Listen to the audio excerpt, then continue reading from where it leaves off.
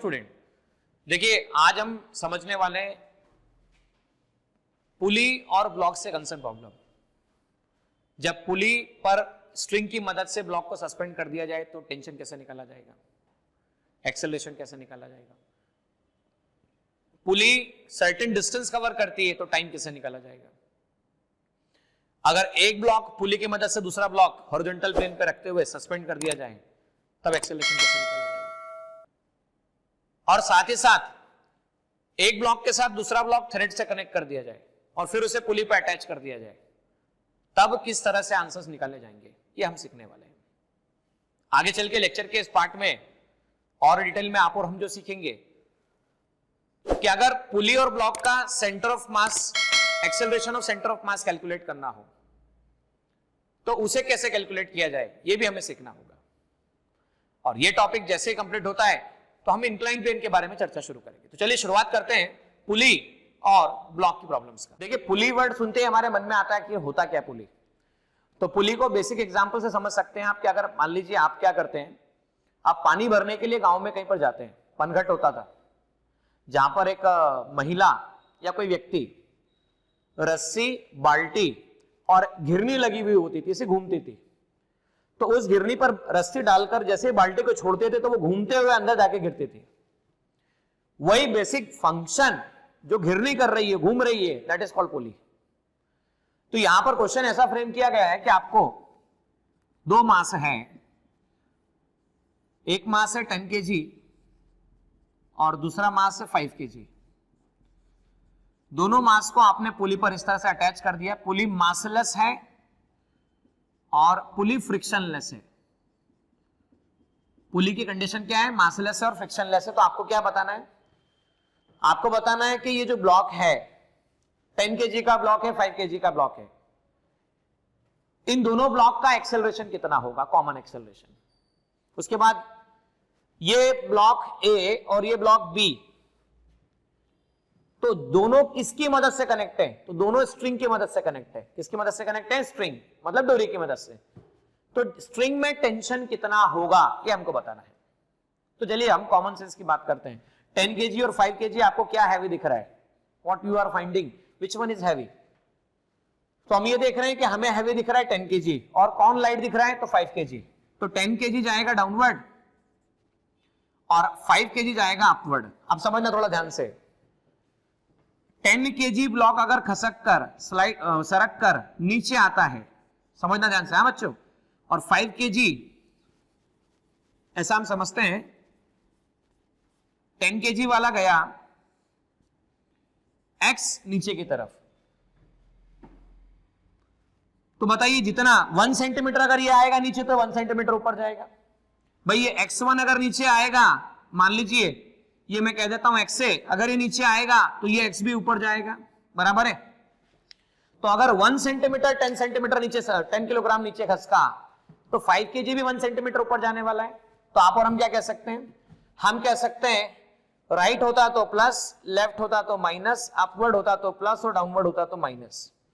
ये नीचे सरका मतलब माइनस x है, डायरेक्शन के साथ बता रहा हूं और कोई बात नहीं है। तो ये माइनस मतलब नीचे सरका और प्लस मतलब ऊपर सरका और ये दोनों बराबर हैं। तो हम rate of change of displacement is velocity. तो हम जानते हैं dx upon dt with negative sign, differentiation x B, हम इसे ऐसा कह सकते हैं। तो इसे कहा जा सकता है वेलोसिटी और ये velocity of B. Rate of change of velocity is called acceleration. dv by dt minus dv by dt। तो acceleration of A, negative sign acceleration of B. लेकिन ए और बी के मैग्नीट्यूड की हम बात करें एक्सेलरेशन की, तो दोनों का मैग्नीट्यूड सेम होने वाला है, ठीक है ना। इसलिए हम सीधा सीधा लिख सकते हैं, we can write directly what we can write. Diagram देखिए कैसा बनेगा। ये पुली है, अटैच किया गया है, ये 10 kg है और ये आपके पास में 5 kg है। अब देखो बेटा, तो ये अगर मैं कहता हूं A तो इससे मैं कह सकता हूं A, एक्सेलरेशन सेम। ये A और ये B की हम बात कर रहे हैं। अब देखो 10 kg का ब्लॉक कहां गया, 10 kg का ब्लॉक गया डाउनवर्ड। तो हम बनाते हैं free body diagram of 10 kg। अब यहां फ्री बॉडी डायग्राम का मतलब क्या होता है, फ्री बॉडी डायग्राम का मतलब होता है किसी भी ब्लॉक, किसी भी एलिमेंट, किसी भी ऑब्जेक्ट का वो डायग्राम जो उस पर लगने वाले सारे फोर्सेस की इंफॉर्मेशन दे रहा होता है, या जिस डायग्राम की मदद से आप उस ऑब्जेक्ट पे लगने वाले सारे फोर्सेस का एनालिसिस करते हैं, उस डायग्राम को फ्री बॉडी डायग्राम कहा जाता है। तो देखिए यहां पर 10G, जैसे कि आप सोच सकते हैं आप इसे कट करते हैं तो कट करने पर ये कहां जाता है, तो डाउनवर्ड जाता है, तो डेफिनेटली इस पॉइंट पर टेंशन अपवर्ड होगा। फिर भी ये डाउनवर्ड जा रहा है क्योंकि हैवी है, ये हैवी है, और न्यूटन का सेकंड लॉ ऑफ मोशन कहता है net force equal to mass into acceleration of system. Block का मास कितना है, तो 10 kg है। अब देखो मैं कई बार क्लास में बता भी चुका हूं और आज फिर एक बार आपसे कह रहा हूं कि भाई आप ये बताइए, ये मान लीजिए 10 kg का ब्लॉक है, ये 60 न्यूटन फोर्स है और ये 10 न्यूटन फोर्स है। मेरा एक सिंपल सा प्रश्न है, बताइए ब्लॉक कहां की तरफ जाएगा। तो कोई भी बच्चा चाहे वो 8th क्लास में हो, वो नॉर्मल ऑब्जर्वेशन से भी कह सकता है कि ये तो 10 है, ये 60 है, तो 60 बड़ा है और 10 छोटा है, तो सर 60 इस पे धक्का लगेगा इसलिए इधर जाएगा, बराबर है। तो कितने फोर्स से जाएगा, तो देखो 60 इस तरफ 10 इस तरफ, तो 60 माइनस 10 कितना आया भाई, 60 इस तरफ लेफ्ट, ये राइट तरफ, 60 माइनस 10 कितना आया, तो 50 आया, 50 से आया, तो लार्जर माइनस स्मॉलर। अब देखो यहां पर ये रहा 10G और ये रहा आपके पास में टेंशन, बराबर है, ये 10G और ये टेंशन, तो ये ब्लॉक एक्सेलरेट होगा इस तरफ। तो हम ये हमेशा कहते हैं ब्लॉक हमेशा उस तरफ एक्सेलरेट होता है, ब्लॉक हमेशा उस तरफ एक्सेलरेट होता है जिस तरफ का फोर्स बड़ा होता है। तरफ मतलब राइट लेफ्ट वाला फोर्स नहीं। देखो 60 न्यूटन की डायरेक्शन लेफ्ट है, डायरेक्शन लेफ्ट है, अलोंग लेफ्ट डायरेक्शन, और 10 न्यूटन की डायरेक्शन अलोंग राइट है, तो 60 बड़ा आ रहा है, बराबर है, ये बड़ा है, तो 60 माइनस 10 हम कह सकते हैं। तो यहां देखो 10G और ये टेंशन, तो न्यूटन सेकंड लॉ से net force equal to mass into acceleration, इसको याद रखना, बड़ा वाला फोर्स माइनस छोटा वाला force equal to mass into acceleration. भाई 10G बड़ा है या टेंशन बड़ा है, तो पूछो एक्सेलरेशन कहां पर है। अरे भाई पूछो एक्सेलरेशन कहां पर है, तो आप कहेंगे एक्सेलरेशन डाउनवर्ड है। अब अगर एक्सेलरेशन डाउनवर्ड है तो बड़ा फोर्स 10G है, छोटा है टेंशन, तो बड़ा वाला माइनस छोटा वाला, मास इनटू एक्सेलरेशन, मास कितने kilogram 10 into acceleration, equation number first इसे कहा जा सकता है, इक्वेशन नंबर फर्स्ट। वैसे आप फ्री बॉडी डायग्राम बनाते हैं, मान लीजिए तो हम बना रहे हैं free body diagram of 5 kg। आप चेक करना बच्चों, जैसे आप इसे कट करते हैं तो 5 kg कहां पर जाएगा, तो 5 kg जाएगा 5G डाउनवर्ड। अच्छा ये 1 सेंटीमीटर से नीचे आ रहा है, ये नीचे आ रहा है तो ये ऊपर जा रहा है, तो नीचे आ रहा है तो ऊपर जा रहा है, ऊपर जा रहा है मतलब फोर्स इस तरफ लग रहा है, बराबर है, तो ये टेंशन इस तरफ, फिर भी ये नीचे आ रहा है। अभी देखिए ये नीचे आ रहा है तो ये ऊपर जा रहा है, तो इसकी एक्सेलरेशन की डायरेक्शन चेक कीजिए क्या है। इस बार बताइए एक्सेलरेशन की डायरेक्शन कहां पर है, जवाब दीजिए। इस बार एक्सेलरेशन की डायरेक्शन कहां पर है, तो अपवर्ड है। अगर एक्सेलरेशन की डायरेक्शन अपवर्ड है तो हम क्या कहेंगे, हम कहेंगे larger minus smaller equal to mass into acceleration, question number second. अब हम क्या चाहते हैं, एक्सेलरेशन निकालना, तो 1 + 2 कर दो। 1 + 2 करोगे तो आप लिख पाओगे 10G minus tension plus tension minus 5G, 10A plus 5A, plus T minus T cancel, 10G minus 5G होता है, और आपके पास में 10A प्लस 5A 15A होता है। तो चेक करो A कितना आता है, तो A आता है G/3, A आपके पास आता है G/3, हम A को लिख सकते हैं कितना, G/3। अब आइए टेंशन कैसे निकाला जाए। A को G/3 लिखने के बाद टेंशन निकालना है, तो इक्वेशन नंबर सेकंड को ऑब्जर्व कीजिए, ऑब्जर्व इक्वेशन नंबर सेकंड। तो इक्वेशन नंबर सेकंड को हम देख सकते हैं, इक्वेशन नंबर सेकंड को आप देखिएगा ध्यान से, एक्सेलरेशन G/3 आपके पास आ चुका है, तो हम ये कह सकते हैं वहां पर tension minus 5G equal to कितना है, तो 5A है, टेंशन इक्वल टू आपके पास 5G plus 5A, 5G plus 5 multiply bye G/3 20G/3, ये टेंशन की वैल्यू होगी, ठीक है ना। तो ये टेंशन निकाला जाए। देखिए स्टूडेंट, हमें टेंशन और एक्सेलरेशन कैलकुलेट करना है। ये रहा आपके पास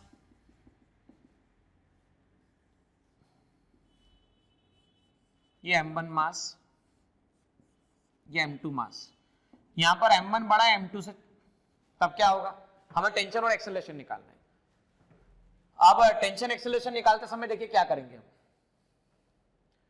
टेंशन और एक्सेलरेशन निकालते समय अगर m1 बड़ा है तो m1 नीचे जाएगा, और m1 नीचे जाएगा तो m2 ऊपर जाएगा, बराबर है। तो अगर m1 1 सेंटीमीटर नीचे गया तो m2 1 सेंटीमीटर ऊपर जाएगा। तो सबसे पहले free body diagram of m1 का फ्री बॉडी डायग्राम हम बनाते हैं। जैसे देखिए, जैसे इसको हम कट करते थे तो यहां पर टेंशन की डायरेक्शन t, यहां कट करते तो टेंशन की डायरेक्शन t। m1 का फ्री बॉडी डायग्राम बनाया तो फ्री बॉडी डायग्राम का मीनिंग होता है वो डायग्राम जो किसी ऑब्जेक्ट पे लगने वाले सारे फोर्सेस की इंफॉर्मेशन दे, वो डायग्राम जो किसी ऑब्जेक्ट पे लगने वाले सारे फोर्सेस की इंफॉर्मेशन। हम टेंशन की बात करें तो टेंशन होगा अपवर्ड, बराबर। अब ये जा रहा है डाउनवर्ड क्योंकि ये हैवी है, तो एक्सेलरेशन a डाउनवर्ड, तो acceleration a upward, downward acceleration, बराबर। अभी डिस्कशन किया था इसी क्वेश्चन के पहले, हमने डिस्कशन किया था कि जिस तरफ ब्लॉक एक्सेलरेट होता है, अरे भाई जिस तरफ ब्लॉक एक्सेलरेट होता है वहां का फोर्स बड़ा होता है, तो हम कहते हैं m1g minus tension larger minus smaller मास इनटू एक्सेलरेशन। ये आ गया इक्वेशन नंबर फर्स्ट। अब for FBD free body diagram of m2, हम m2 के फ्री बॉडी डायग्राम की बात करते हैं। m2 ये रहा, अच्छा ये 1 सेंटीमीटर नीचे गया तो ये भी 1 सेंटीमीटर ऊपर जाएगा, ये 1 सेंटीमीटर नीचे गया तो 1 सेंटीमीटर ऊपर जाएगा, तो हम ये कहते हैं m2g डाउनवर्ड, टेंशन अपवर्ड, इसका एक्सेलरेशन डाउनवर्ड, इसका एक्सेलरेशन अपवर्ड। अच्छा अभी बताया मैंने, जिस तरफ ब्लॉक एक्सेलरेट होता है उस तरफ का फोर्स बड़ा होता है। तो देखो एक्सेलरेशन की डायरेक्शन वाला फोर्स टेंशन है, लार्जर माइनस स्मॉलर, लार्जर कौन सा, टेंशन, स्मॉलर कौन सा, m2g, तो larger minus smaller mass into acceleration, equation number second. Now by first and second, हम फर्स्ट और सेकंड की बात करते हैं तो 1 + 2 हम कर देते हैं। सपोज हम 1 + 2 करते हैं, फर्स्ट और सेकंड को हम ऐड करते हैं तो हम कहेंगे ये आ गया m1g minus tension plus tension minus m2g, ये आ गया m1a plus m2a, that is equal to m1a plus m2a, minus t cancel, m1g minus m2g equal to m1 plus m2 multiply by a। अब हम ये कह सकते हैं m1 minus m2 multiply by g divide by m1 plus m2, ये आ गया आपके पास में एक्सेलरेशन। अब देखो m1 यहां पर हैवी था, ये हैवी था, ये लाइट था, ये लार्जर था, ये स्मॉलर था, तो इसे ऐसा भी लिख सकते हैं larger mass minus smaller mass divide by larger mass plus smaller mass multiply by acceleration due to gravity. वापस सुन लेना, larger mass minus smaller mass divide by larger mass plus smaller mass multiply by acceleration due to gravity. अब tension निकालना है, so by equation second इक्वेशन से हम बात करें तो याद आएगा tension minus m2 equal to m2a, so tension equal to m2g plus m2a, tension equal to m2g plus m2a, तो m2g m2a, a कितना है तो m1 minus m2 divide by m1 plus m2 multiply by g। आप जब देखेंगे m2g बाहर निकला 1 plus m1 minus m2 upon m1 plus m2। अब आप इसे सॉल्व करते हैं तो आंसर आता है twice m1 m2 upon m1 plus m2 multiply by g। ये टेंशन की वैल्यू लिखी जा सकती है, twice m1 m2 upon m1 plus m2 multiply by g। This is the tension, nothing but tension. आइए आगे और समझते हैं और बढ़ते हैं। अभी देखिए एक क्वेश्चन ऐसा समझेंगे इसमें वैल्यूज गिवन हो, आप आंसर बताते जाइएगा, और आंसर के बाद देखिए यहां पर क्वेश्चन क्या कहा गया है। 15 kg का एक ब्लॉक है, 5 kg का एक ब्लॉक है, पुली पे रखा लगा हुआ है, ठीक है। तो आपको ये बताना है कि यहां टेंशन कितना होगा, मतलब ये जो पुली का और रिजिड सपोर्ट का है इन दोनों के बीच में टेंशन कितना होगा, एक्सेलरेशन कितना होगा, टेंशन कितना होगा, रिजिड सपोर्ट एंड पुली इसके बीच में टेंशन कितना होगा, और डिस्टेंस और वेलोसिटी कितनी कवर हो गई। तो देखो अभी मैंने आपको बताया कि अगर आपके पास में दो मास हो, पहला मास m1 और दूसरा मास m2 हो, उसमें से मान लीजिए m1 बड़ा है और m2 छोटा है, तो एक्सेलरेशन सीधा लिखा जाता है larger mass minus smaller mass divided by total mass, larger smaller acceleration due to gravity, G लिखा जाता है। तो लार्जर माइनस स्मॉलर, दोनों में से लार्जर कौन सा है? तो 15 है, स्मॉलर कौन सा है? 5 है। 15 minus 5 divide by 15 plus 5 multiply by G, A equal to आ गया 10, 10 डिवाइड बाय 20, 10 डिवाइड बाय 20 मतलब जी बाय 2 आपके पास निकल कर आंसर आ गया। ठीक है, अगर टेंशन निकालना हो तो टेंशन निकालने का तरीका आसान क्या है? टेंशन निकालने का फॉर्मूला अभी हम लोगों ने सीखा है, twice m1 m2 upon m1 plus m2 multiply by g. m1 पहला मास है 15, दूसरा मास है 5, अच्छा m1 प्लस m2 तो 15 प्लस 5 20 मल्टीप्लाई बाय 10, इससे कैंसिलेशन, 2 से 2 कैंसिलेशन, 75 न्यूटन टेंशन का आंसर आता है। So tension will be given as 75 newton. आगे समझिए, displacement covered by block s equal to UT plus half A T square. तो अब क्या बोला गया है? इस ब्लॉक को जब रिलीज किया गया है, system is release from rest, तो इनिशियल वेलोसिटी 0 है, ए की वैल्यू आपके पास g/2 है, और g/2 है मतलब 10/2 है। नाउ 10/2 है, इसका मतलब है 5 metre per second square, s equal to 0 multiply by t plus half 5 into t square, तो टाइम कितना है? तो 2 स्क्वायर आपके पास में, तो एस इक्वल टू आ गया आपके पास में 4 divide by 2 multiply bye 5, 2 multiply bye 5, ये 10 मीटर आपके पास में आंसर निकल कर आता है। तो 10 मीटर डिस्टेंस कवर करेगा। एक्चुअलिटी में यहां पर 100 सेंटीमीटर मतलब 1 मीटर है, बराबर है, और वो 2 सेकंड में 10 मीटर की हम बात कर रहे हैं। तो हम यहां पर एक छोटा सा चेंज लाते हैं, इसे हम लिख लेते हैं 10 metre, let I am writing 10 metre.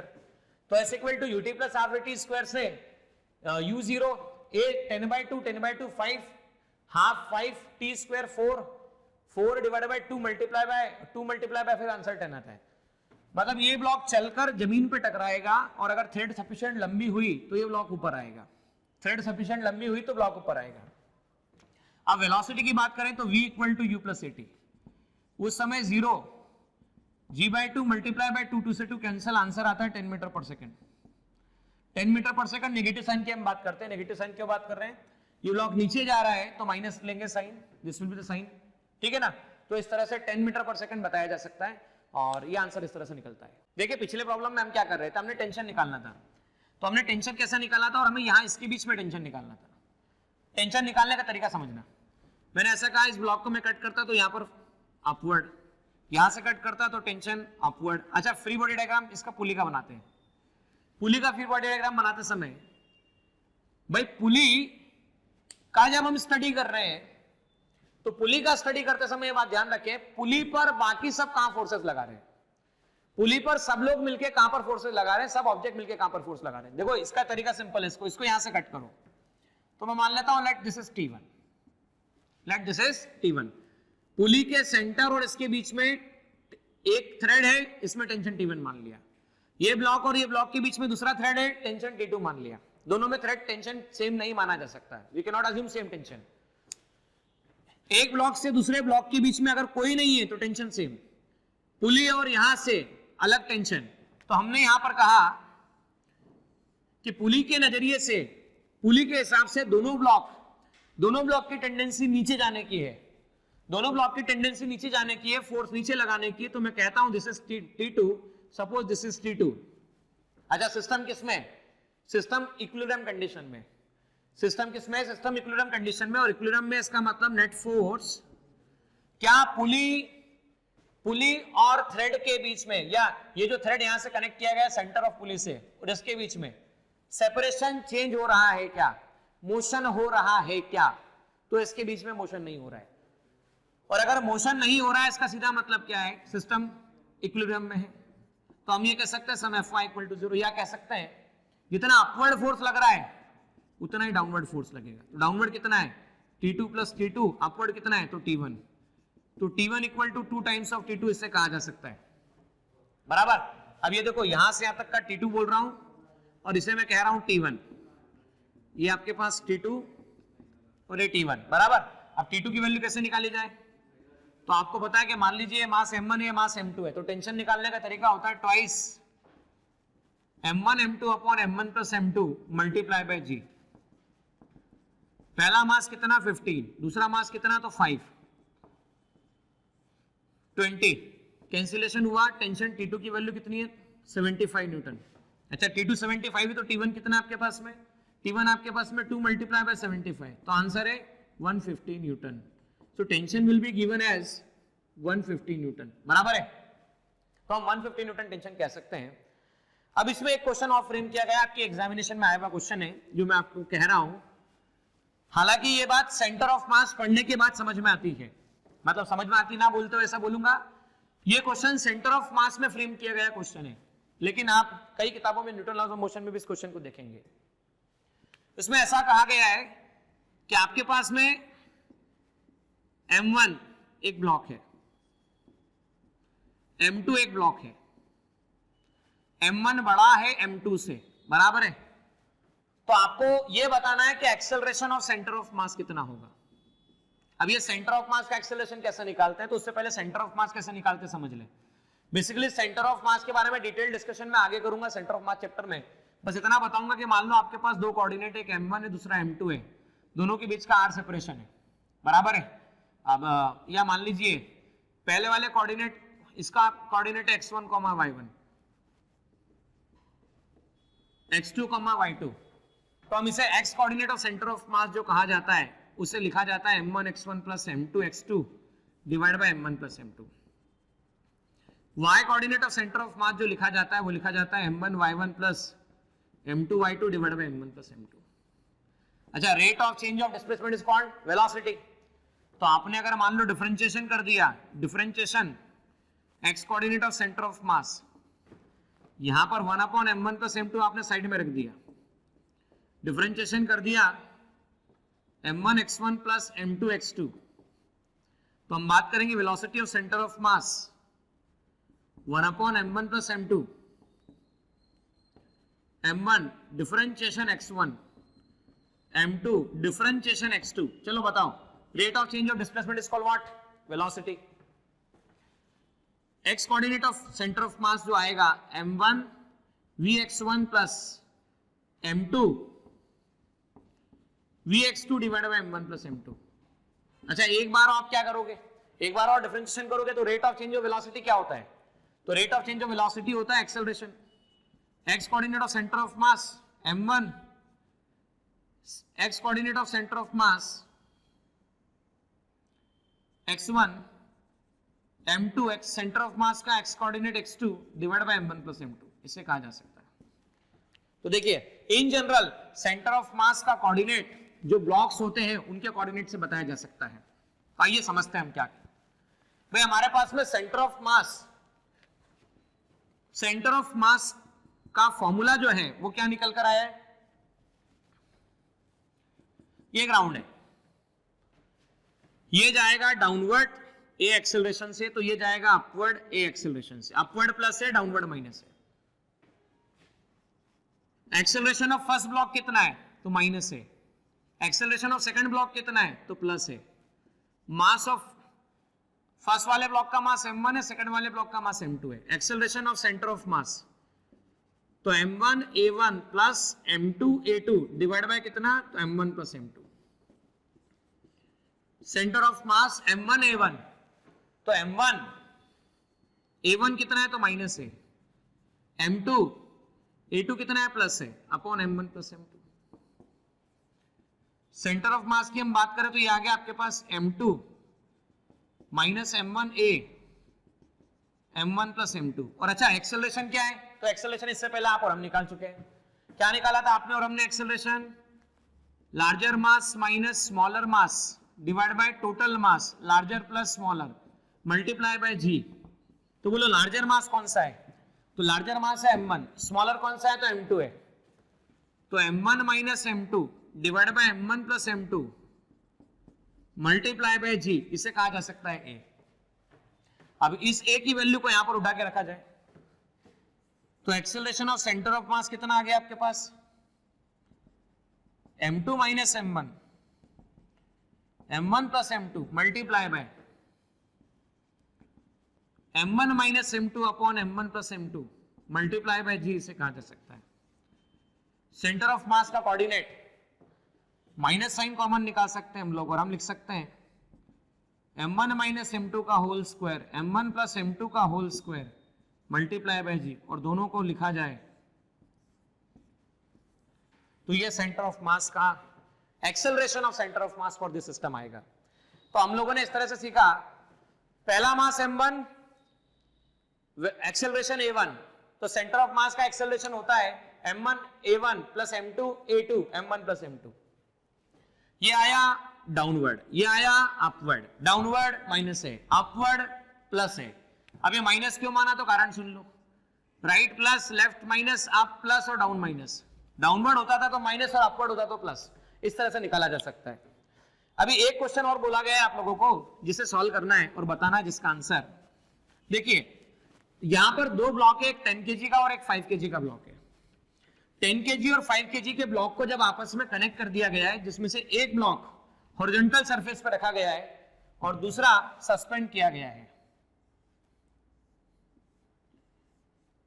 ये 10 kg और ये 5 kg, यहां पर फ्रिक्शन नहीं है, there is no friction available here. आपको इस केस में निकालना है कि किस तरह से इसका आंसर निकलेगा, एक्सेलरेशन और टेंशन। तो वापस चेक कीजिएगा, इसको हम कट करते हैं, free body diagram of 5 kg हम बात करते हैं।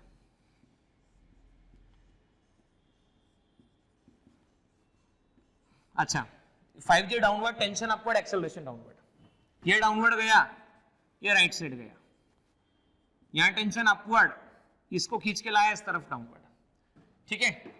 अब ये वाला फोर्स भी हम निकालेंगे, ये फोर्स कैसे निकाला जाता है समझिएगा ध्यान से। भाई Newton second law of motion लगाया जाए तो लार्जर कौन सा है, जिस तरफ एक्सेलरेट हो रहा है वो वाला लार्जर है और उसके अपोजिट वाला स्मॉलर है। तो 5G minus tension equal to 5A, question number first. Now free body diagram of कितना 10 kg के हम बारे में बात करें तो भाई 10G downward, gravitational pull, surface से मिला नॉर्मल अपवर्ड और टेंशन इस तरफ, एक्सेलरेशन इस तरफ, तो टेंशन इक्वल टू आपके पास आएगा 10A, equation number second. First second से हम क्या निकालना चाहते हैं, एक्सेलरेशन, तो फर्स्ट और सेकंड को ऐड कर दो। फर्स्ट है 5G minus tension plus tension equal to 5A plus 10A, tension tension cancel, 5G equal to 15A, तो A इक्वल टू आपके पास G/3 निकल कर आता है। So value of A is given as G/3. Now tension की बात की जाए, let us talk about tension. तो tension equal to 10A, tension equal to हम कह सकते हैं 10A, A की वैल्यू G/3, तो आंसर आता है 100/3 न्यूटन। ये टेंशन का आंसर निकाला जा सकता है, ठीक है ना। तो हमने इस तरह से एक्सेलरेशन निकाल लिया। आप सोचिए अगर यहां पर ब्लॉक M1 कहलाता है, यहां M2 कहलाता है, मान लीजिए ये ब्लॉक होता है M1 और ये ब्लॉक होता है आपके पास में M2, तब कैसे निकालते? तो इस केस में 5G ना होते हुए कितना होता था, M1G, ये होता था आपके पास में M1G बराबर, 5A के प्लेस पर यहां पर होता था M1A, यहां 10G के प्लेस पर होता था M2G, यहां पर होता था आपके पास में M2A। दोनों को ऐड करने पर कैसा आंसर आता था, चेक करना। दोनों को ऐड करने पर आंसर आता था, ये रहा T1, ये रहा equation first second, M1G minus T plus T equal to M1A plus M2A, TT cancel, M1G equal to M1 plus M2 multiply by A, M1 upon M1 plus M2 multiply by G, ये आ गया आपके पास में acceleration. अच्छा acceleration आया तो tension कितना आ जाएगा, M2A, टेंशन M2A, एक्सेलरेशन कितना आया M1 upon M1 plus M2 multiply by G। तो समझिए ध्यान से, जो वाला मास सस्पेंड होता है वो यहां पर आएगा divided by total mass multiply by G, और टेंशन आ गया आपके पास में M1 M2 divided by M1 plus M2 multiply by G। इस तरह से हम आंसर निकाल सकते हैं।